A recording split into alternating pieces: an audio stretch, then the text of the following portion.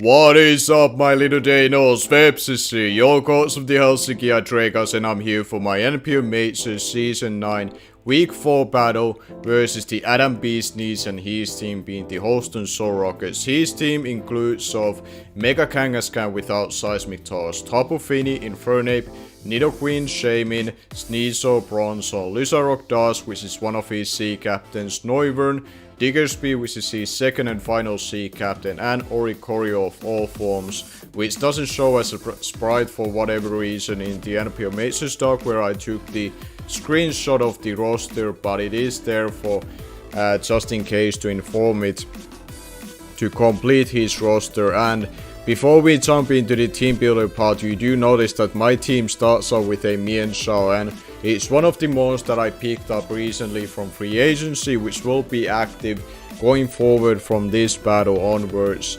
And I made that I dropped Lucario for Mienshao, I dropped Type Null for Licky, and I also transferred the sea captaincy from my Cramble to Vikavolt. So those were the kind of the changes I made, and it was quite funny that I end up picking Licky here after I dropped it in the UPL D-League. In case you haven't remember, I actually drafted Ordinary there to my draft, which I have there, but then I dropped it for Weezing. So you could say that it made a quite of a wrecking ball comeback to my roster in a weird way, made a boomerang all the way from UPL D-League here to the NPL Majors. But regardless of that, let's go through the team that I'm gonna be bringing into this game, hopefully giving us the best chance to get back into that winning horse after suffering a very unfortunate loss last week versus IA in a game that I definitely felt like I should have won it, but due to some RNG factors it just wasn't meant to be, and hopefully this time around we can bounce back quickly from it and not go even without record. But it's gonna be a very tough task because our opponent is 3-0 and +6 going into this game, so we have to do something that none of his previous opponents this season have been able to do, and that is winning versus him. So the team that I'm gonna be using will be starting with the Mienshao, and we are running a very cheesy Mienshao.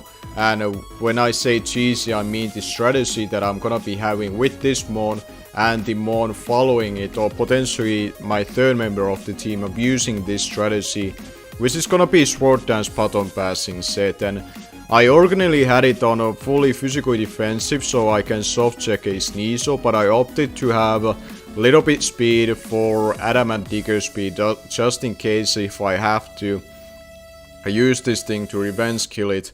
And the reason why I made this change on my team, you're gonna see later on that I am quite heavily prepared for Sneasel already with my lure set, so I figured that it's better for my Mienshao to be just in case prepared for the Diggersby if I ever have to deal with it with this thing. So we are running Drain Punch, Taunt, Sword Dance and Button Pass with Regenerator ability and Misty Seed, since he does have Tapu Fini, and I highly anticipate it to come. It's probably one of the most that there's no reason to not to show up into this game, and I definitely see that being his best defensive response from his roster to deal with any variant of Mienshao. So being able to get the +1 speed F stat alongside with Sword Dance can really benefit some of my mons, which we are going through next, to really abuse this strategy and become a winning condition for me already early on in the matchup, until like once I'm able to identify what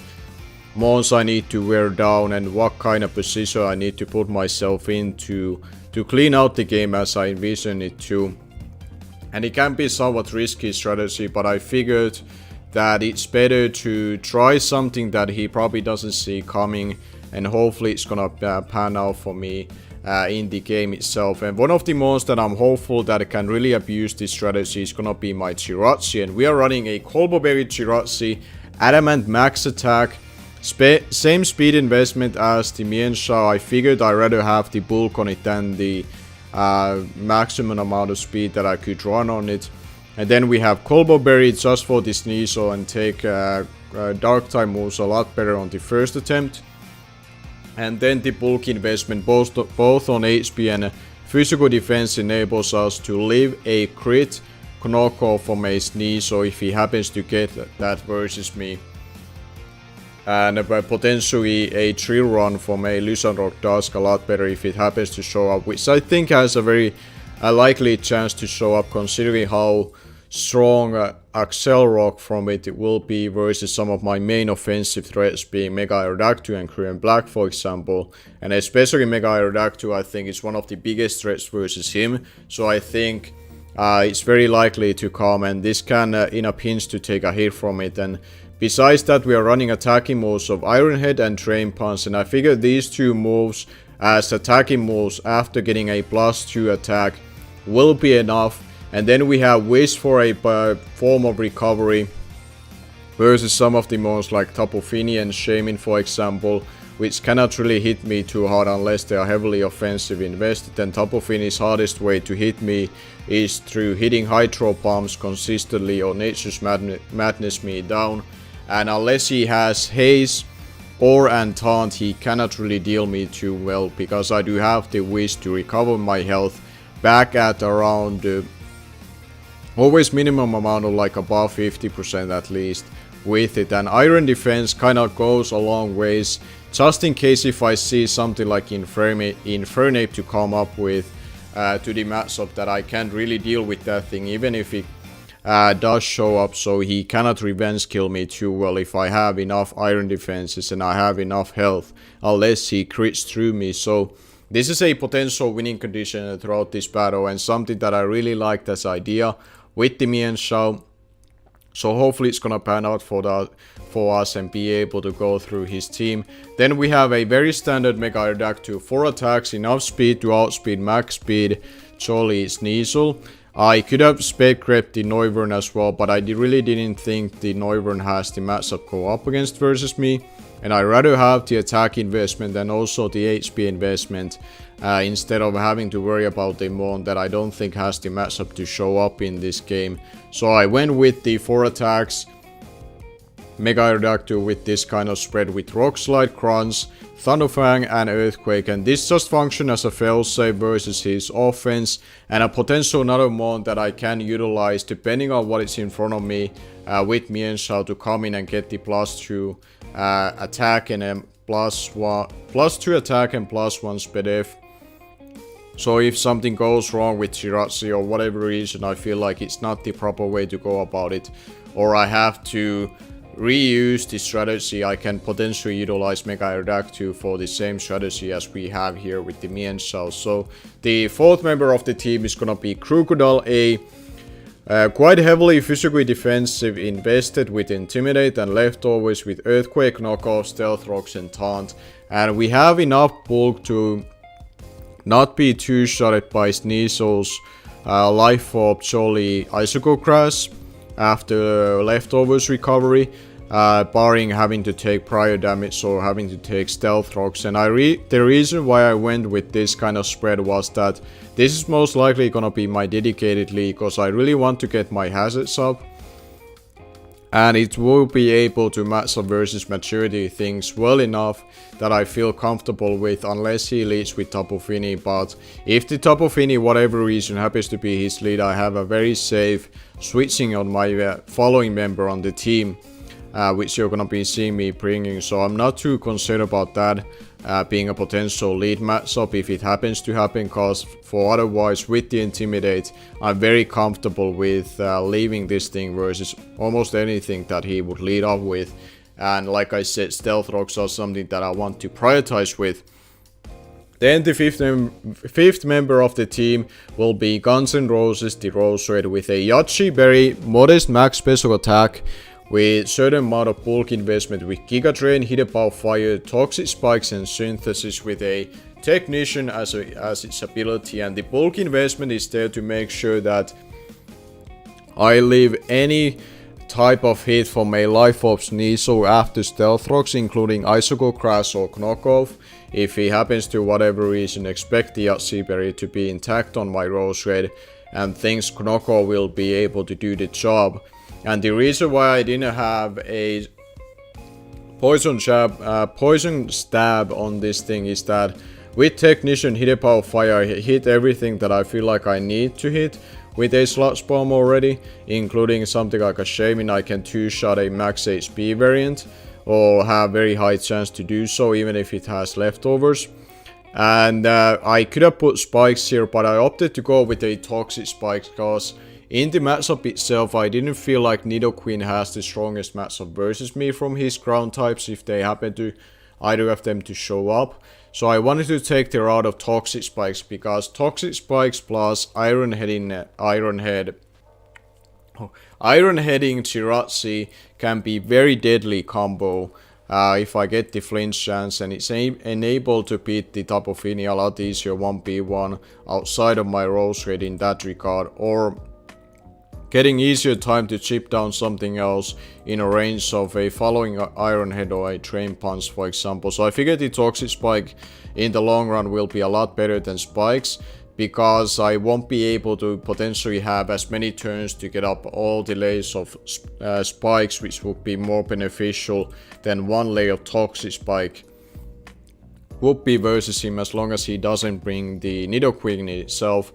And then we have Synthesis for the recovering move, and then we have enough speed investment for his base hunters if they don't have speed investment, just in case. And max special attack, like I said, provides me the best chance to 2-hit KO a potential Shaman, enables me to OHKO a Sneasel.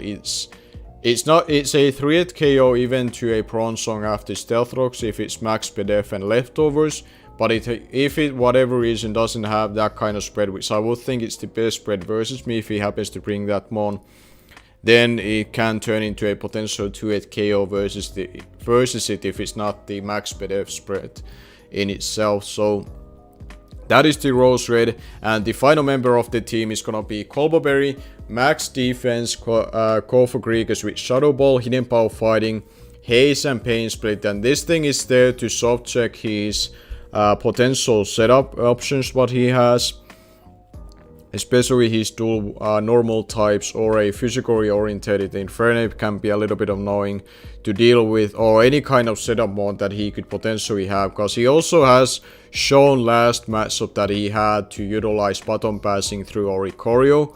So whatever reason, if I see setup versus from my opponent through them or any of his other mods that can set up naturally themselves, I have the option there, and the Hidden Power Fire with the Colberberry should be able to help me winning versus the Sneasel as well. And because of this, because of Rose Raid, because of Crocodile Spread and Colberberry Chiratsi, that kind of led me to change the Mienshao spread that I originally had. So that is gonna be the team of 6. I'm very happy with the team, but it's somewhat a high risk, high reward in some aspects because of the strategy that I took. But I think if I'm able to execute it right and play the early game right and really set myself for the late game and a potential Chiratsi sweep or Mega Aerodactyl sweep, I really do like my chances. But he can surprise me with a lot of things. He has a lot of good mons which can do a lot of different things, so I have to watch out for that. But we now have to go and see how the match is gonna turn out. So give me a couple of seconds and we'll be coming back with the replay. Hell hi Dragons! And here we are with the replay versus the Adam TheBeesKnees, and he decided to bring Digger's Beestknees, so Lysanroc Dust, Tapu Fini, Bronzong, and Mega Kangaskhan. And from the 6 that he brought, definitely 4 monsters that I thought that has a really good chance to come were this Sneasel, Lysanroc Dust, Tapu Fini, and Bronzong. I feel like those 4 made a lot of sense versus me. When it comes to his dual normal types, I wasn't too sure that both would show up. I saw the merits of Mega Kangaskhan showing up, and the Digger Speed, depending on what kind of set he would be running with it, could also come. Especially with a potential C move in itself can be very devastating to deal with. Or if a setup set could also be worrisome. And maybe I guess Choice Scout, but I think Choice Scout is kind of like the underwhelming set from all of them. So either wall breaking or setup set, Digger Speed can still do a lot of work. And potential with the C captaincy as well, it can do a lot of work versus me as well. So I'm gonna be leading up with my dedicated lead in my Crocodile, because I didn't see any kind of matchup that I would be worried about, even including the Sneasel, because I do have the bulk, avoiding getting 2-shotted by a life of Sneasel. So I go for the Earthquake in front of the Sneasel, knowing that I can avoid being two-shotted unless he gets a crit or he's Choice Bandit or Adamant for whatever reason.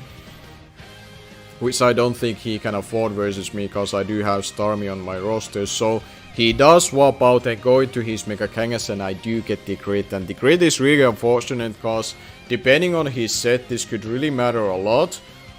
Or the other way around, this could only mean that he is more inclined to having to go for something like Rest if he happens to carry it, or for a Wish if he has that as a form of recovery. The Rest can be very iffy to try to run off any of your mons if you have a Tapu Fini on your draft, but it can still be a possibility, and you're gonna be seeing as I go for the Taunt to prevent it, mainly going for the Wish, which was kind of like the primary move that I thought it could potentially have as a form of recovery, just to deter it to recover up.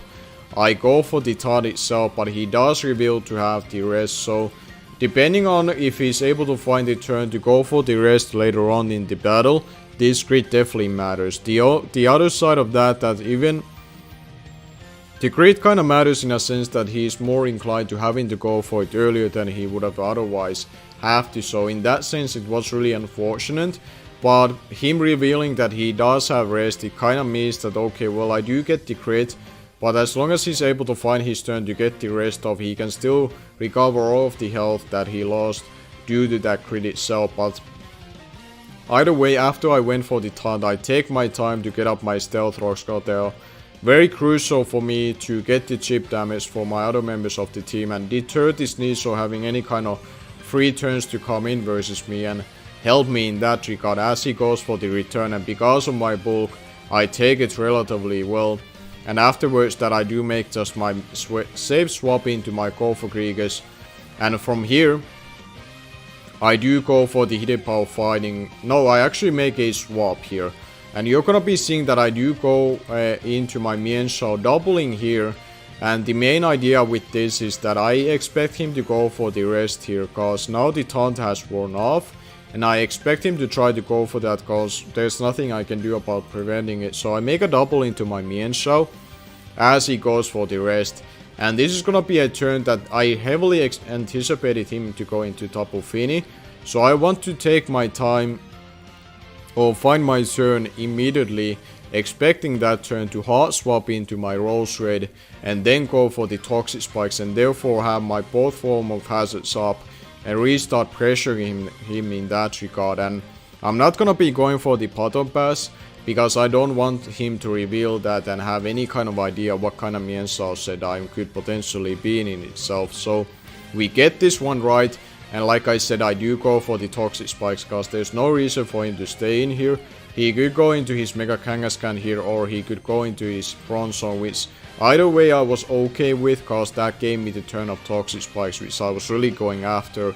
But because he went to his Mega Kangaskhan, I take my free turn to go into Corphocregus, as he's gonna burn his first turn of mandatory sleep turns, and he gets a return off. So we only know that he has Rest, Return and Sleep Talk. I would anticipate it to still have Crunch to be able to hit Jirachi and Corphocregus as well, and this being like just a bulky pivot for himself, but we don't know for certain that yet. That's kind of like just what I would think make most sense versus me. But either way, I'm gonna be going for the Hidden Power Fighting, because I should be able to do decent damage to it in itself, and he cannot really do too much versus me 1v1, and eventually I can find a turn to go into Mienshao and pressure it once I know he's not going for a attacking move.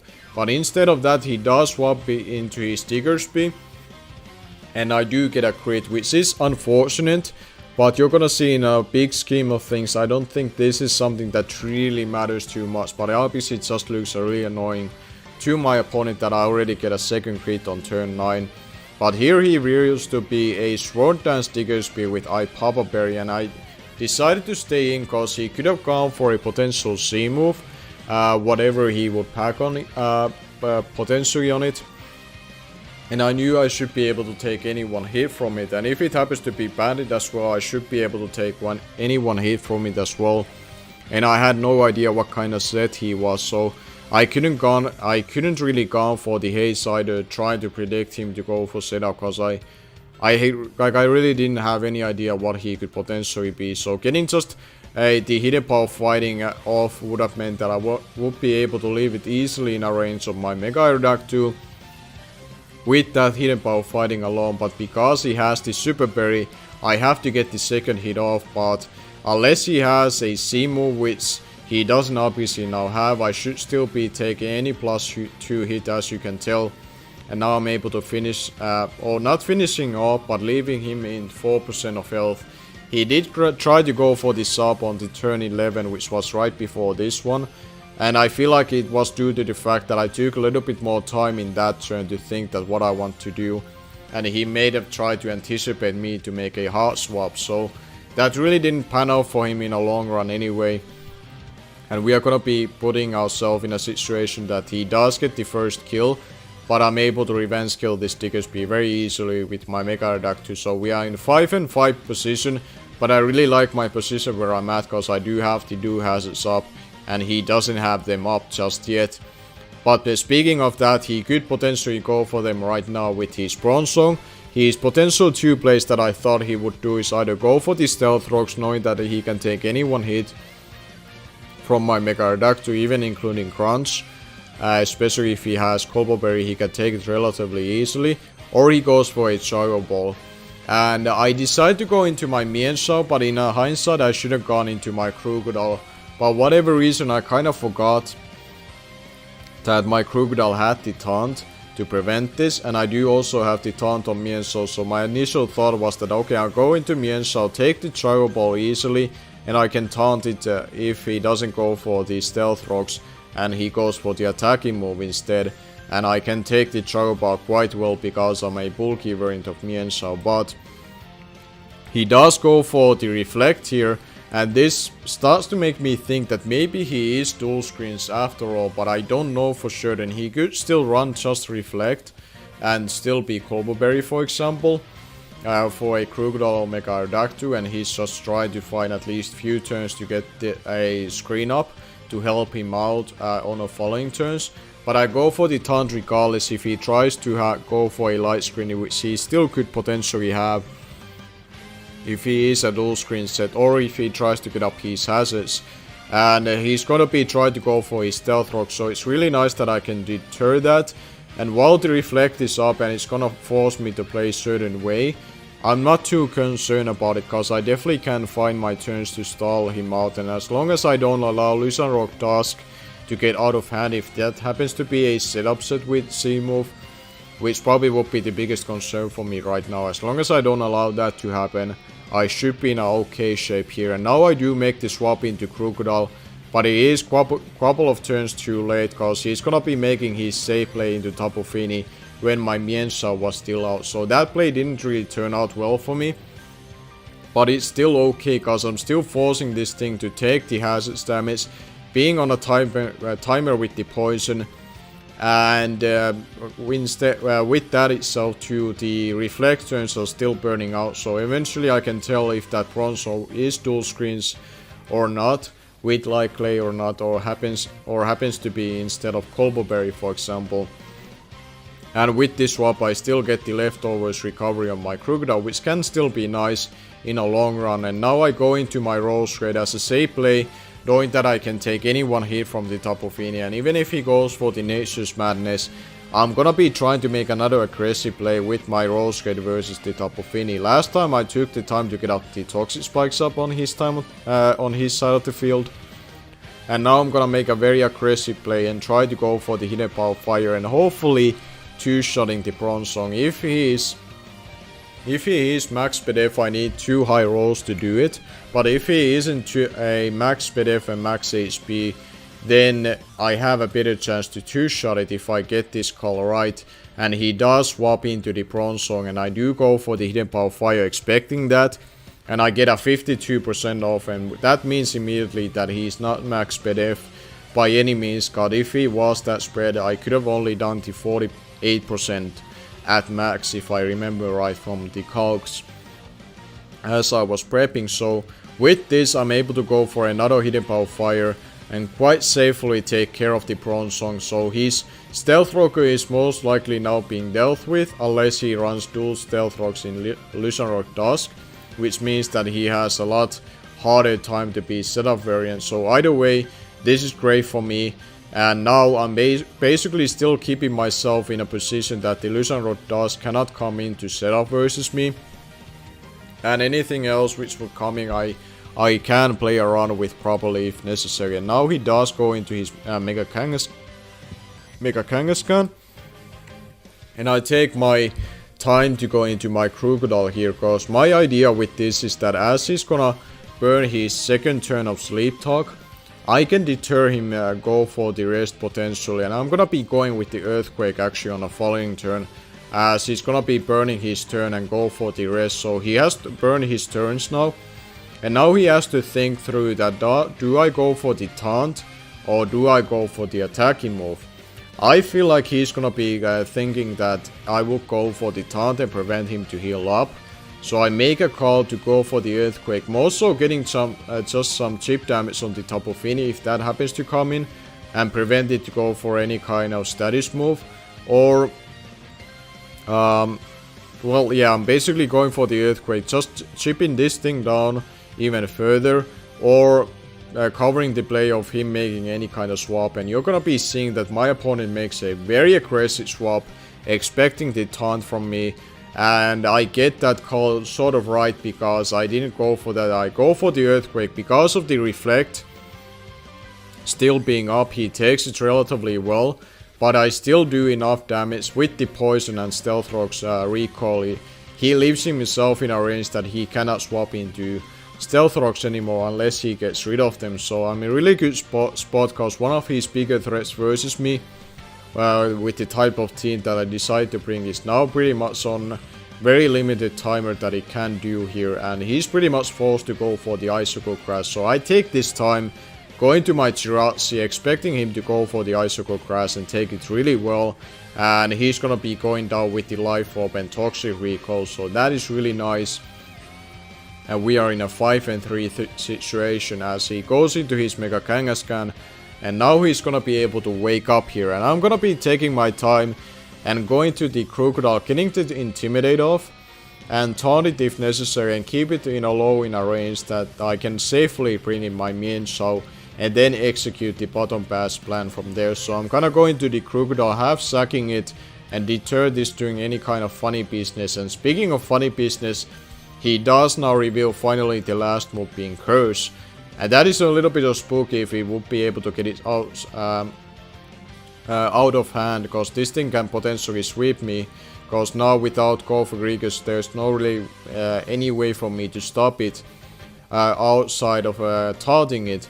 And that is gonna be the move that I do go for. Even how obvious it was always my best play, because I don't mind Crocodile going down on these following turns, because I know I can take one neutral return.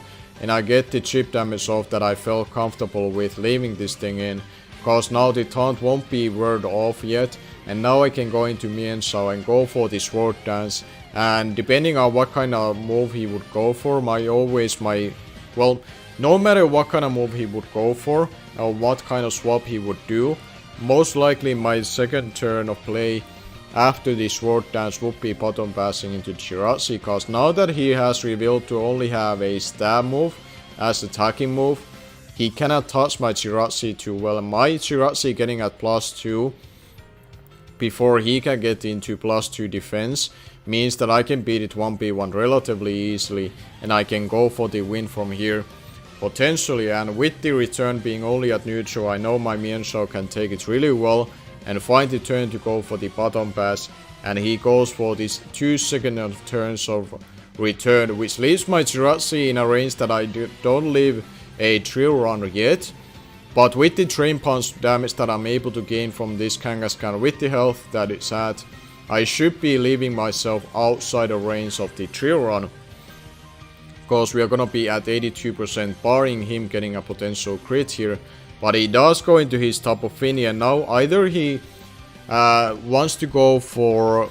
I think his only play here, even if he has his still regardless would be going for Nature's Madness, because his best play right now, try to win or lower the differential if he cannot win, is to go for the Nature's Madness and lower my health down to the point that Solrockets can beat me. But I'm gonna be going for my Iron Head, and I have 60% of chance to flinching it down due to Serene Grace, and depending on his spread I could potentially also Oko it through it. And if I get the flinch and I don't kill it, Toxic probably will be killing it off. And if for whatever reason he does get the Nature's Madness off, my following turn always should be going for the Wish, assumingly that I outspeed it. He cannot avoid the fact that I get up still good amount of health to hopefully avoid being revenged by the Solrockets, barring him getting a crit through Trill Run. But you're gonna be able to see that I actually do get the flinch, and I don't know yet what Adam was going for here. If he went for the Nature's Madness, it was unfortunate, cause this means that I should be outside of range of the Solrock. So that kinda influenced in that sense that how the end game could turn out, and you're gonna see that we are able to finish this game off without Shirazi and get ourselves the 4-0 win. So good game to Adam TheBeesKnees. This is my third time of playing him in Draft League format. The last 2 times I faced him was back in the UBC days, which he does run himself with help of CJ in the past.